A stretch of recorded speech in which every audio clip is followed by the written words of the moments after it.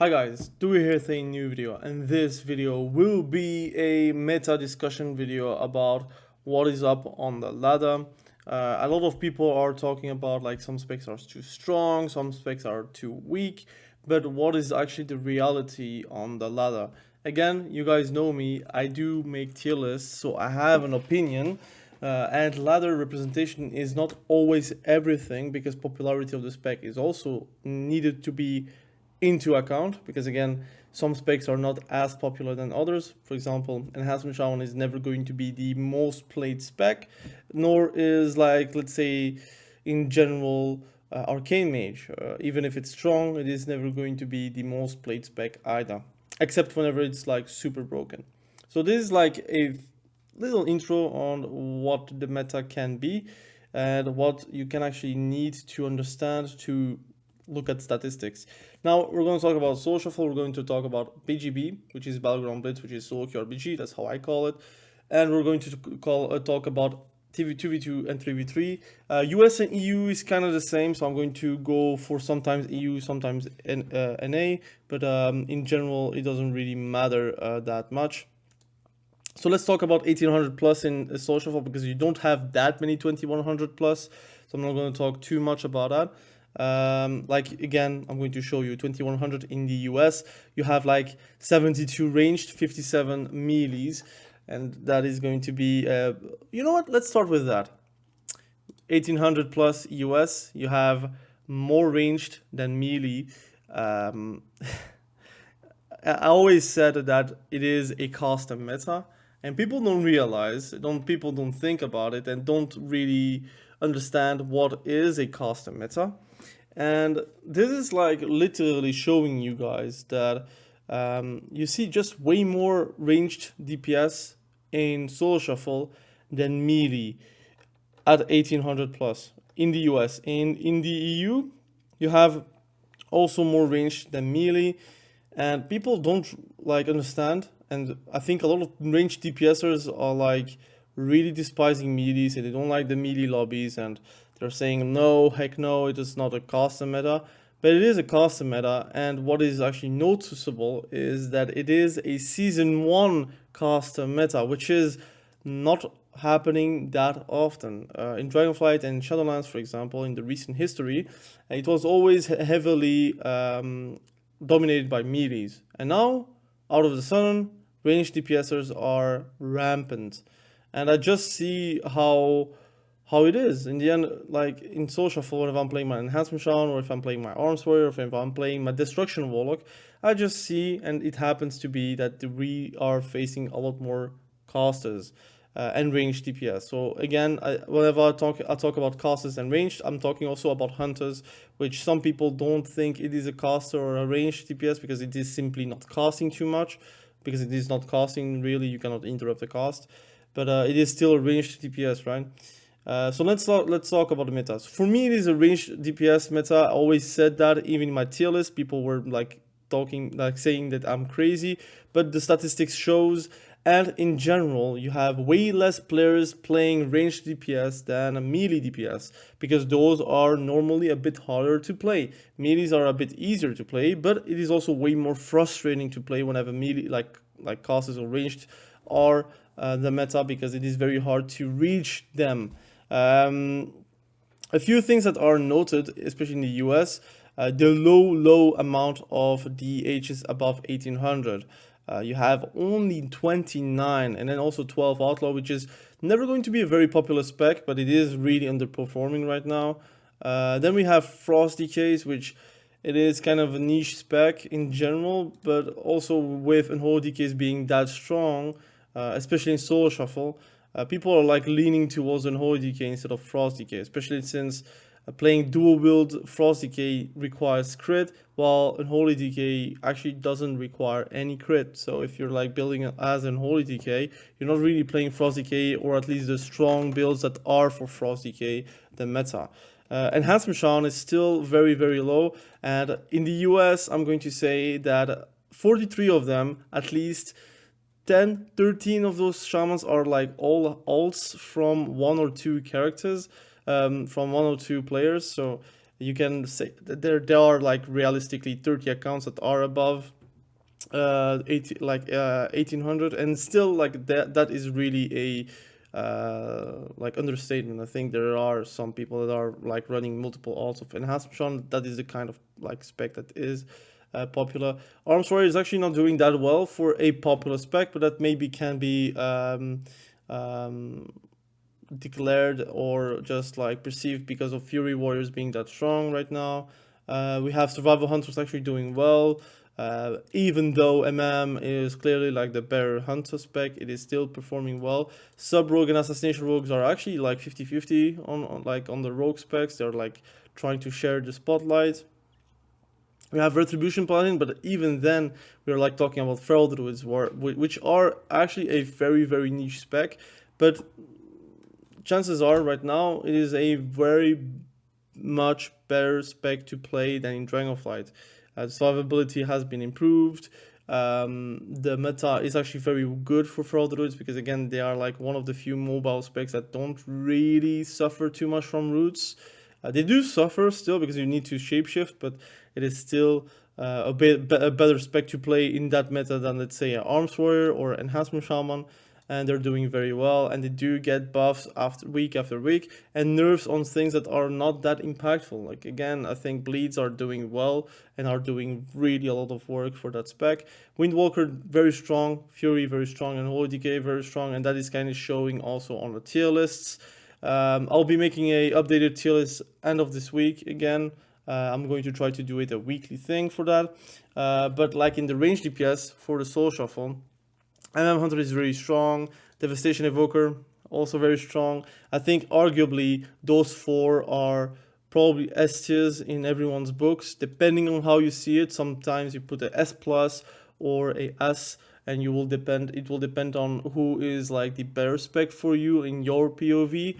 For me, for example, Devastation Evoker is the better spec of all of those four specs, but some people will say Affliction Warlock is very unfair, some people will say Frost Mages are very unfair, and some people are going to say Hunters are going to be very unfair because they are playing Frost Mages, for example. And then you have, surprisingly, Shadow Priest doing very, very good. And some people are saying that Shadow Priest is actually dead, but it is definitely not dead. It is like a top 5 spec right now, ranged-wise in popularity and in representation. Then you have Destruction Warlock being a bit lower. Is it because of Affliction Warlock being stronger, or is it because Destruction Warlock is not performing as well? Personally, I'm playing Destruction Warlock right now, and I enjoy my time, but yes, in some lobbies it feels like you kind of are a victim, compared to Affliction Warlock where you always deal damage regardless. I think also Season 1 benefits a bit better for Affliction right now than for Destruction Warlock. Then you have Elemental Shaman, which some people are saying that it is the weakest cast in the game, which is definitely not.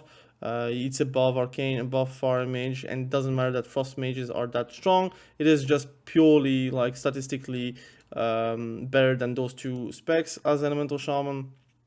Bronze Druid is in a tough spot right now. BM Hunter is like getting a resurgence in Social because of the buffs, but really BM Hunter is not doing that well. The buffs are like kind of placebos. It does add up with the damage that you're going to receive, but they have other issues that will be repaired, or like getting a season 2 better like tier set, for example, or in general the mid-season that is going to change, like for example Cobra Shot, that is going to be a bit more interesting to press, or sometimes it will be like automatically pressed to improve your damage, which is going to be quite nice to play around. We have Demonology Warlock being like very much underperforming, but I think it is because of the overall restructuring of the spec that they did in the War Within. It was not really going to go well for PvP. They have the CC, but that's it. They have the damage, but sometimes you have pets that are like really bugged. So right now I expect them to buff them, but what I wish them to do is to buff actually the Demonology Warlock and not really the pets. It would be cool that they get a bit more power to that. And that is pretty much the meta. Augmentation Evoker is really niche. It could be very strong, but it just rarely be played. Now on the healer side of things, we have disc priest, and we have preservation evoker. But in the in the US, it is a very popular spec, holy paladin. Whenever you're going into AU, for example, you see that holy paladins are a bit less represented, and you will see a bit more resto druids. But in general, the top 4 is kind of unchanged in US and EU. It will be holy paladin, restoration druid, and then you have resto shaman, and then you have like the 2 loser specs, which are mistweaver and holy priest. With, again, no disrespect, it just is what it is. At the end of the day, they will get buffs at the end. But like the clear 2 wins, I would say, is disc priest and preservation evoker for both US and EU. Then if we're talking about 2100, for example, like you see an abundance of warlocks, abundance of evokers, devastation evokers, and hunters, but you will see a lot less frost mages for some reason. But I think it is because of the abundance of unholy decays and feral druids, and just like specs that are going to be doing well versus a frost mage, for example, in those lobbies at least. But again, like I said, the 2100 rating is soft capped right now. Like 2200 is a soft cap, I believe. So people are not really pushing too hard above 2100 because it doesn't really matter. So that's why I'm thinking about 1800 whenever I'm talking about solo shuffle. Now, for the second part of the video, we're going to talk about BGB, which is solo QRBG. That's how I call it. I'm going to still watch above 1800 because I think most people are going to be above 1800 and we have a bit better grasp of the meta, but we can go higher and higher to see if it changes the perspective of the players. In general, you will see a bit more melees than ranged for some reason, but I think it is basically because rogues get like a huge part of the cake for Battleground Blitz, where the range DPS, they kind of get lowered because of like many specs that are not doing that well, for example, and then you have like a lot of specs that are doing very well, but they're not really that represented.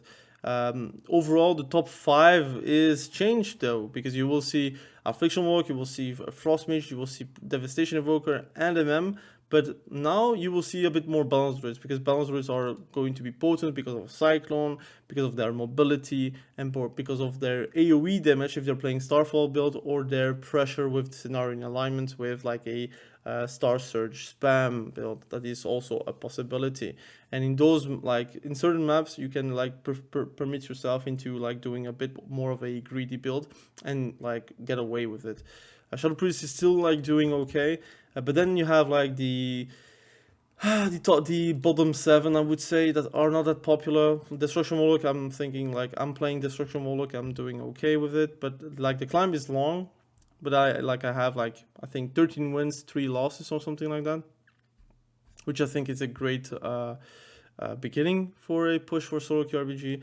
Elemental Shaman is not that represented, but again, I think it is a bit hard to play Elemental Shaman because you don't have the CC, like a spam CC that you would have as a mage, a warlock, or a balanced druid. And sometimes like being able to spam CC will make you win games.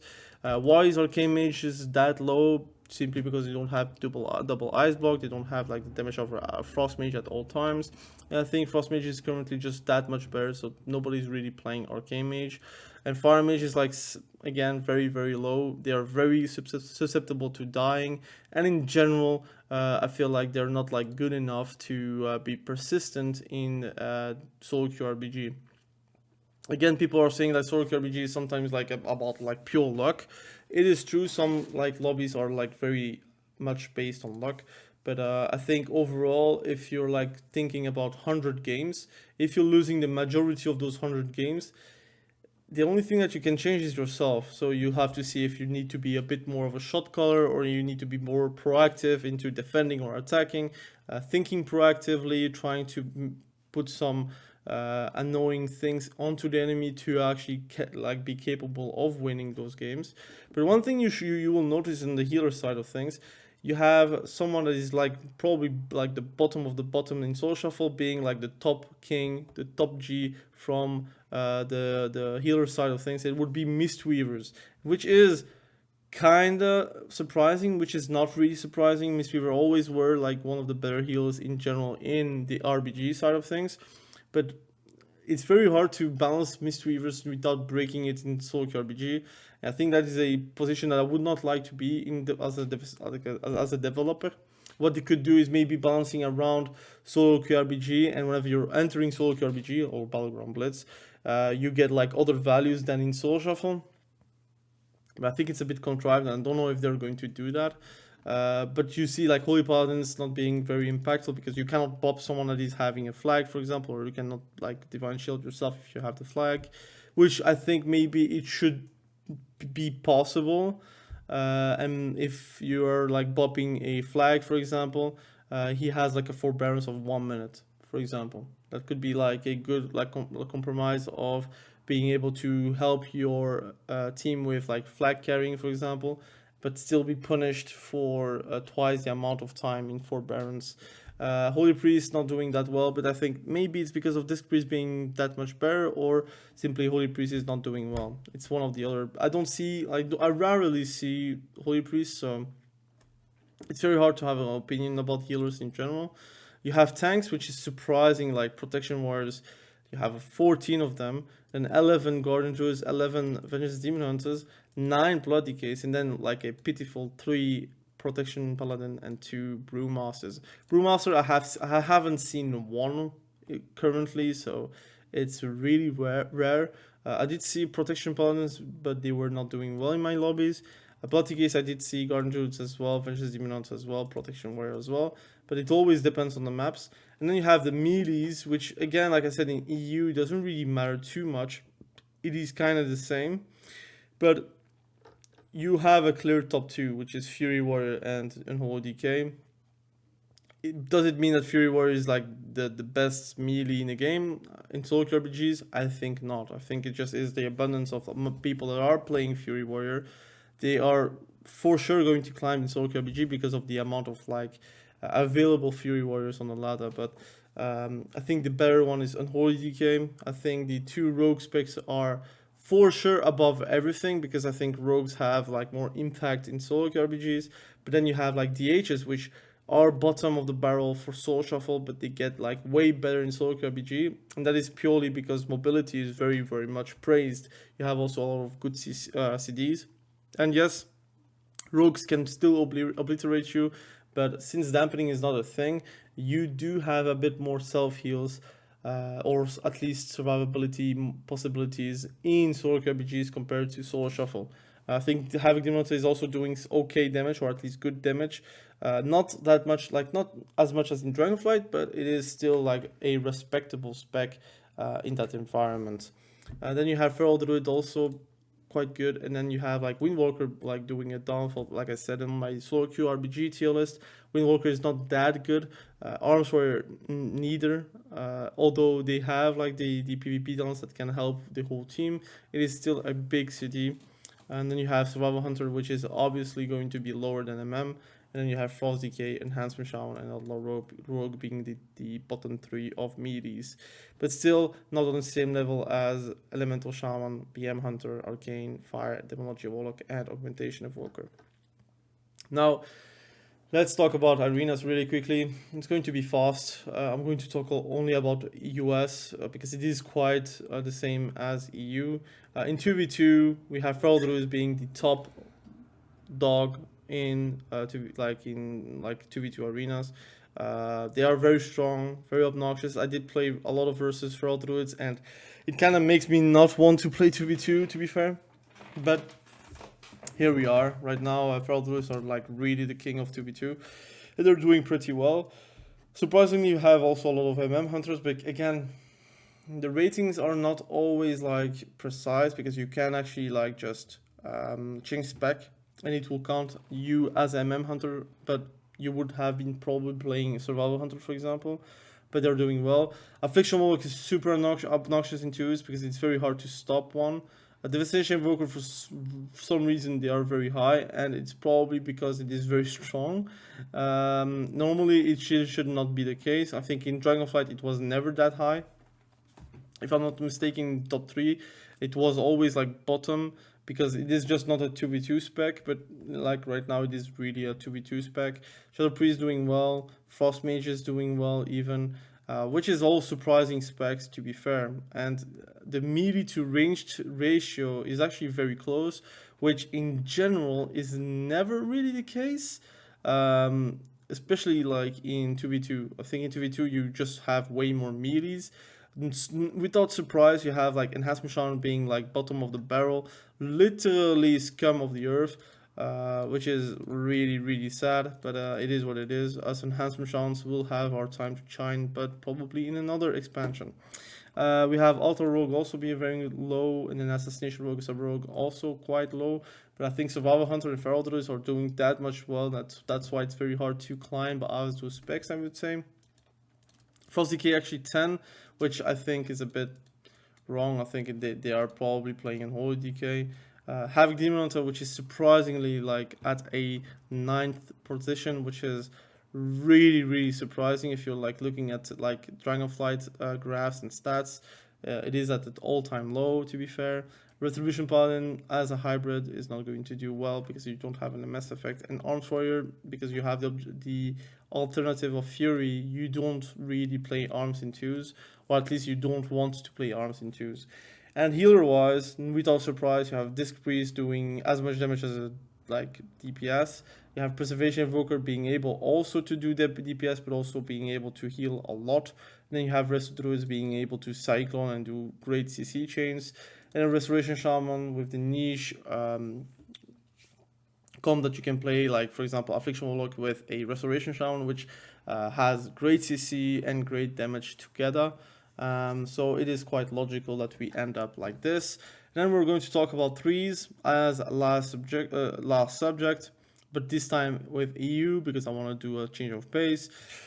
We have currently more ranged than melees, which is without surprise the meta. Like I said, ranged specs are meta. People that do say that right now it is not a ranged meta, they are out of their mind. Normally it is a melee to ranged ratio of 2 melees for 1 ranged, and right now we are at a 1-to-1, which is kinda historical for a season 1. I don't remember a season 1 being that high for ranged DPS to a melee ratio.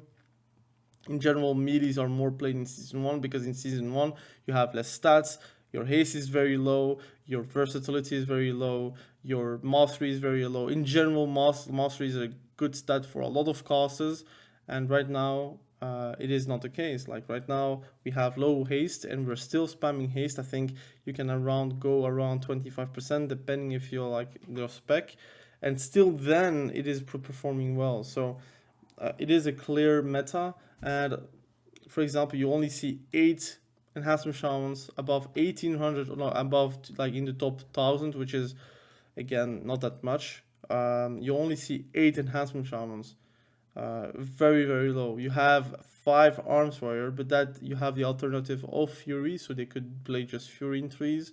You have a lot of rogues, actually like 77, I would say 80 if you're counting Outlaw Rogue, which is a big number. You see way more rogues than, let's say, DKs in general.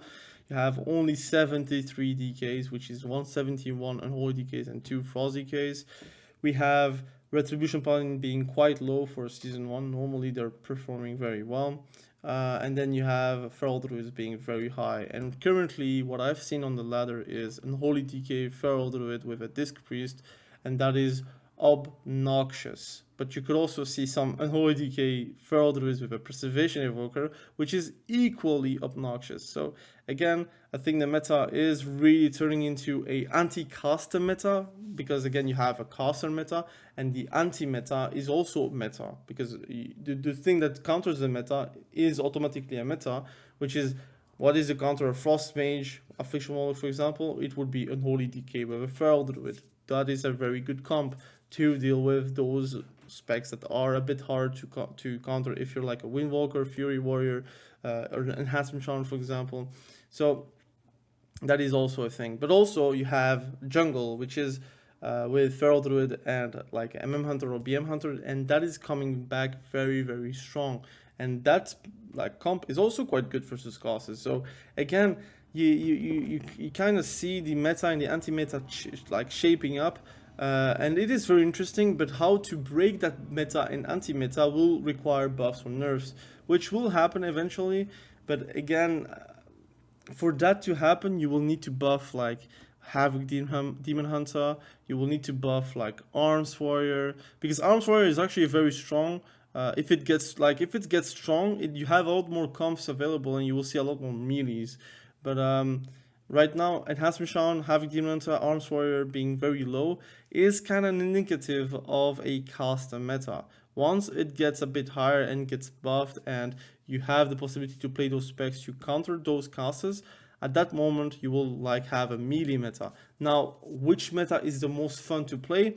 I will leave it to you guys. Personally, I kind of like caster metas, but what I prefer the most are like metas where comps are with a melee and a caster. For example, warrior, like Arms Warrior with a Shadow Priest is one of the better metas. You have like the CC, you have the damage, you have some tactics that are required. It is not a zugzug comp. You need to play around your utility, or for example, feral druid with like a frost mage or fire mage, that is also quite cool to see. Assassination rogue with a shadow priest, RMP, like RPS, which is also quite fun to see as well. Then you have also a Retribution Paladin with a BM Hunter, which is Cupid. Those comps are like the fun comps I like to see, like KFC, for example, Arms Warrior with an MM Hunter or BM Hunter. Very fun to see, but for that you need to buff the specs that are underperforming on the melee side to become like to make those comps a reality. I think like buffing ranged specs is not really the solution to break the meta, because it will just enforce the meta even more. For example, buffing fire mage, arcane mages, and whatnot, which is needed. Don't get me wrong. Even a mental shaman, like a little buff, is always like great, but buffing those specs will just enforce the meta even further beyond into feral druids and holy decays, and those specs are also doing pretty well versus melee. So what they need to do is nerf the few specs that are very meta, for example, frost mages, devastation evokers, and mem hunters, and affliction warlocks. And then you should also buff the underlying melee specs and caster specs, so you could also see the meta shift into another direction. But this is pretty much the video. I wanted to talk about like the meta and how I perceive it. Again, it is like perspective. I'm playing multiple specs and multiple classes though, so I do feel like I have like more of a touch on everything and a kind of attitude, so I do feel like I talk about it holistically. But the reality is that some people that are playing fire mages are going to say that everything else is OP. It is what it is. If you are like an affliction warlock or a frost mage, you're going to say MM Hunter is the best spec ever. If you're a devastation evoker, you're going to say, but yeah, unholy decays or whatever like spec you're playing against and that are counter to a devastation evoker, you're going to say that they are S+. Perspective is always interesting, and if you're playing multiple classes or specs like me, perspective is only going to give you a holistically view about the situation of the meta in this game. So again, thank you for watching. Have a great day. Bye.